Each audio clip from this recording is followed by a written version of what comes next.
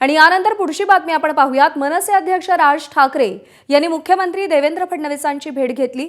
मुख्यमंत्र्यांच्या वर्षा निवासस्थानी दोघांमध्ये अर्धा तास चर्चा झाली। अचानक मुख्यमंत्र्यांची राज ठाकरेंनी भेट घेतल्यानं राजकीय वर्तुळात चर्चांना उधाण आलेलं आहे।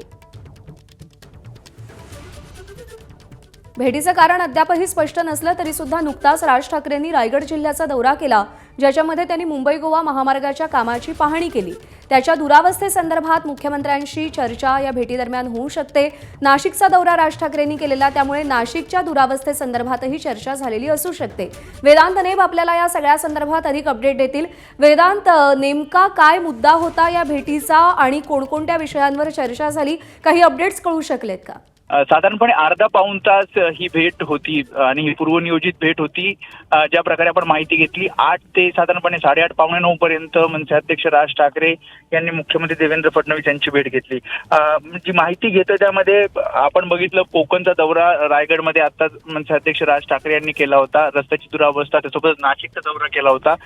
त्यासोबतच शिवाजी पार्क मैदानाचा एक विषय आहे। या सगळ्या संदर्भात राज ठाकरे यांनी देवेंद्र फडणवीस यांच्याशी चर्चा केल्याचं कळतं। याआधी सुद्धा आपण बघितलं, विविध प्रश्नांवर, नागरिकांच्या समस्यांवर मनसे अध्यक्ष राज ठाकरे अधूनमधून मुख्यमंत्री देवेंद्र फडणवीसांना भेटत असतात आणि ही प्रश्न मार्गी लावावेत किंवा ज्या समस्या सोडवाव्यात अशा प्रकारची विनंती सुद्धा केली जाते। आणि आज सुद्धा असेच काही विषय घेऊन राज ठाकरे हे मुख्यमंत्र्यांना भेटल्याचं कळते। मात्र अधिकृतरित्या कोणत्या विषयावर भेट झाली आणि त्यावर मुख्यमंत्र्यांनी काय सांगितलं हे आता कळू शकलेलं नाहीये। वेदांत, धन्यवाद दिलेल्या माहितीसाठी।